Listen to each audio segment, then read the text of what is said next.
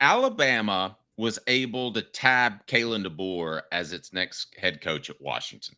How long did that coaching hire take? I think about 22 hours. It didn't take long at all because Alabama had a backdrop of success. They didn't have an NCAA issue as they've had in the past and as Tennessee's had in the past.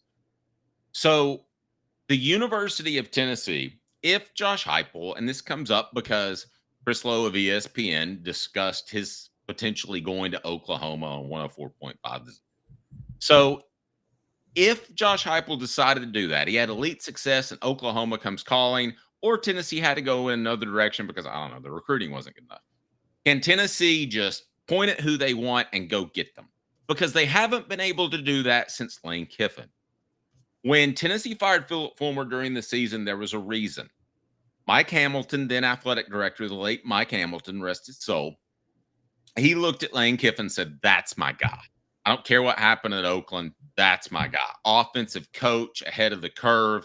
That's my guy. Young guy, infuses us with energy." And Kiffin did all that.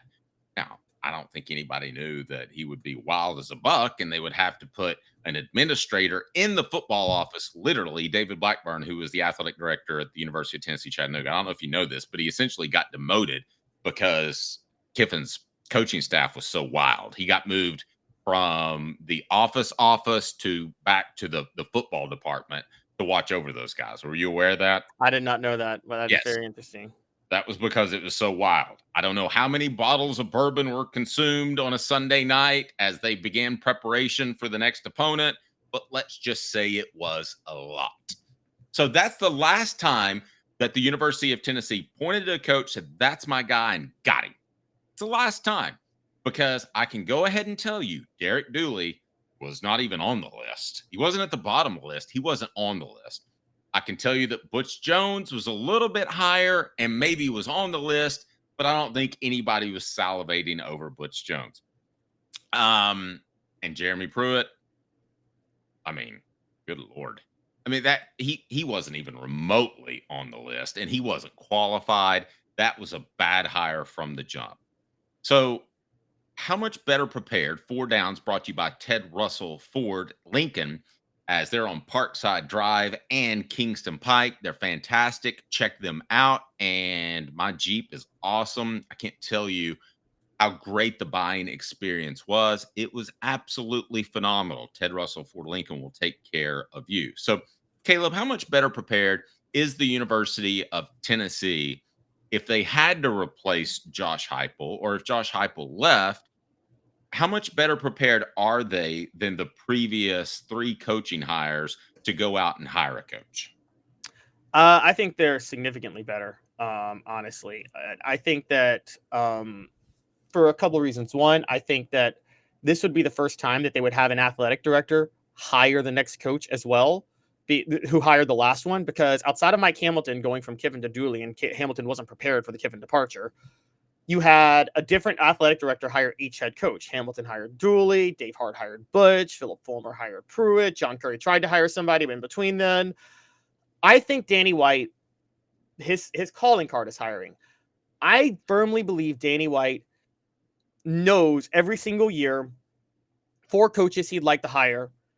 In case, I mean, we always have this phrase, Dave and I always have this phrase, the breaking news phrase, Dave came up with it, where you call it the Heupel gets hit by a bus phrase, right? Which is like, if there's breaking, like, what do we do if Josh Heupel gets hit by a bus and we got to do breaking news right there in the moment? Do we have a plan?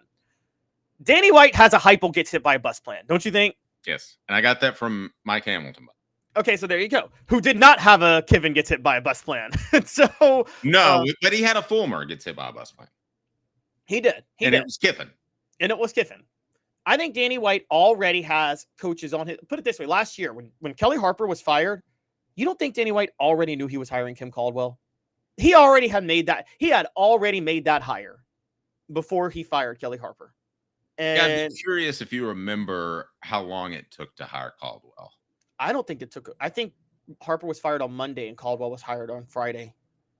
Oh. And no, I agree. I didn't think it was long at all. And I guarantee you, he knew. I agree with you. He knew he wanted to hire. You have to reach out and the agents get involved. So it's not always going to be like DeBoer. DeBoer going from Washington to Alabama. I mean, that's a no-brainer.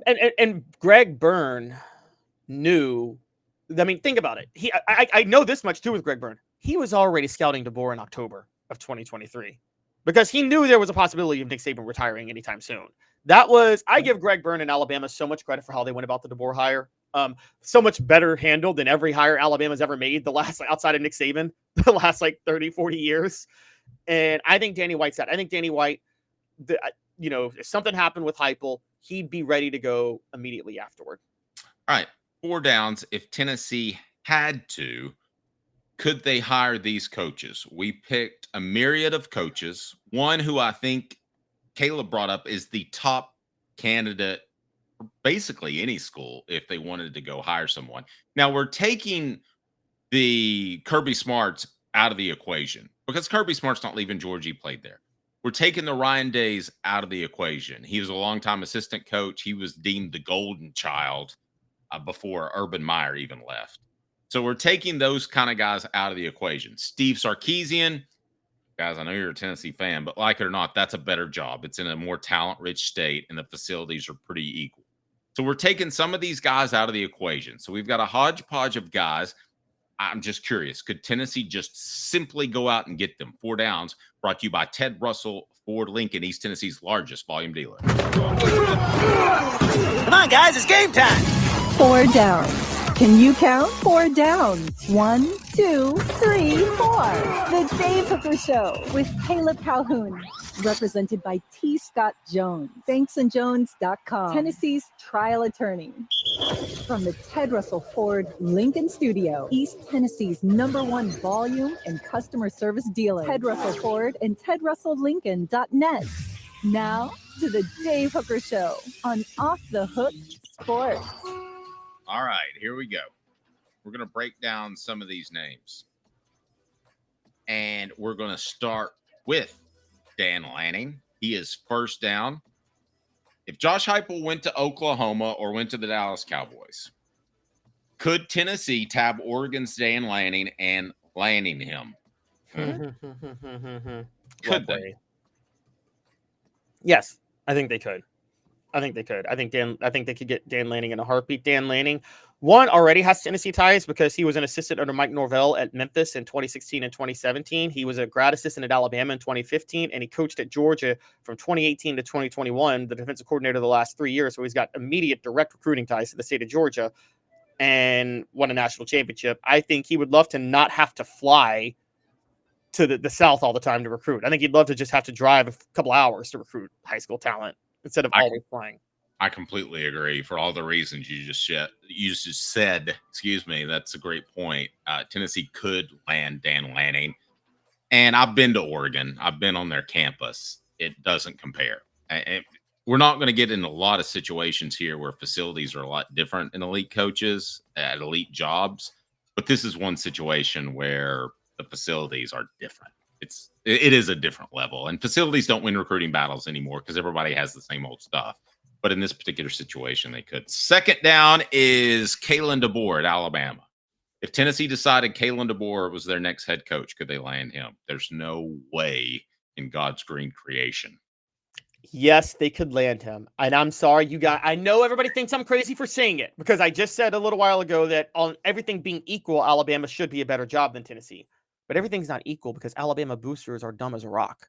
And I've said this before, but this is Greg Byrne is frustrated. Okay, you're on to something. So the angle, and Greg Byrne has publicly asked for more money from his boosters, which isn't a good look.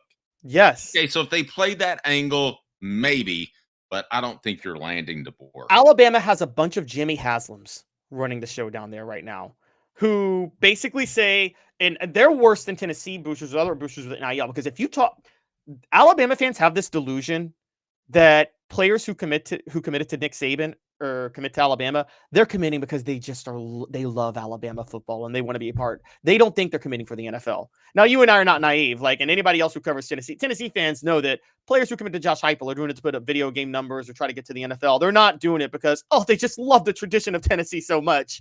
No, players are thinking how they get to the NFL and who gives them money, right? More than anything else. And Alabama thinks that they are such a prestigious program that they genuinely think that people will take discounts to play for Alabama as opposed to Nick Saban. They do. They absolutely do because and I think Nick Saban would have run into this problem. I think it's part of the reason he left. I don't think it was because of the negotiations and all that stuff.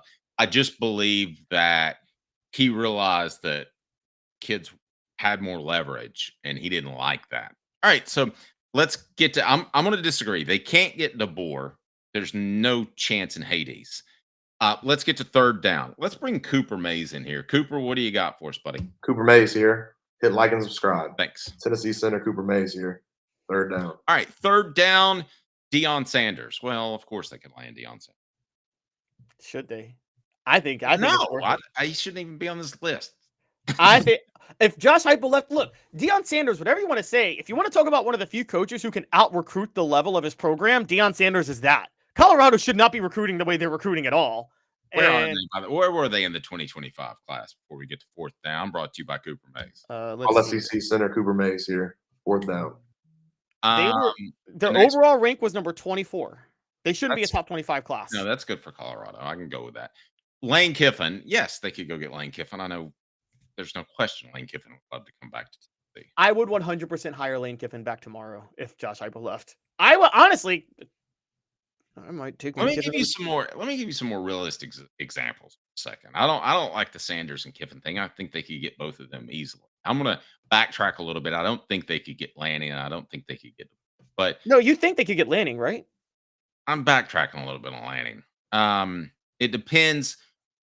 I'm half backtracking. If Josh Heupel left and it was a great situation because he had won, then yes. If Josh Heupel struggled and won 7 games in a season for 2 or 3 straight seasons, then no. I don't think they could. All right, so I'm half backtracking. All right, so what about the guy at Miami? What's his name again? Mario Cristobal. Could they call Mario Cristobal? I don't care if they should or shouldn't, but could they call Mario Cristobal at the University of Miami? Most would consider that a lesser program compared to the University of Tennessee in terms of heritage. I know what they did in the 80s and the 90s and what they did in the 2000s. I'm aware of the championships, but the bottom line is they don't have, a Schnellenberger doesn't compare to a Neyland in terms of heritage and in terms of fan support. They don't have that. Could they call Mario Cristobal and land him? I think he's a good determining factor here. If Miami can somehow get out of the ACC and into the SEC, no chance. No chance. Because Miami in the SEC is a better job than Tennessee in the SEC, significantly so. But here's another good one. Go ahead. Mario Cristobal might leave Miami because Miami is so behind in funding because they're stuck in the ACC. But he's from Miami. Like, he was born and raised in South Florida, I believe. Isn't he, like, he is of Cuban descent, right? Isn't he? So he's, like, very connected to the community in Miami. He played at Miami. I don't think there's any way Mario Cristobal would want to leave Miami. Because good job, Ben. Good job, Ben. James Franklin's a good one. James Franklin. Could you call James Franklin, who has Tennessee ties, and pry him away from Penn State, which has every bit as much heritage as the University of Tennessee and maybe more? You could pry James Franklin away from Penn State. You could pry him away from Penn State. I think he prefers living in Tennessee. I think he's fought some battles at Penn State that he doesn't want to have to fight, if I'm being honest. I'm not saying it's certain, but I think it's possible. Okay. So, but it seems really tied to that program, but I do like the James Franklin thought. That's a guy who, listen, Pennsylvania is limited in terms of recruiting talent. Penn State had the backdrop of the Paterno scandal and the Sandusky thing. James Franklin's done a great job there, and I didn't think he would. And James Franklin also sees the big picture. That's why he's scheduled so weak at Vanderbilt. So could you pry away James Franklin? Yeah. I think if things are going well at Tennessee, you probably could. Yes. Because I'm seeing some people, there are rumors that James Franklin once turned down Tennessee. Tennessee's not the same program it was when it tried to hire coaches after Butch Jones. It's not the same. Like, a lot of coaches were scared away. And you know this because you covered the coaching search that Derek Dooley was hired. How many coaches are like, I don't want to touch that. It's in chaos right now, the situation it's in.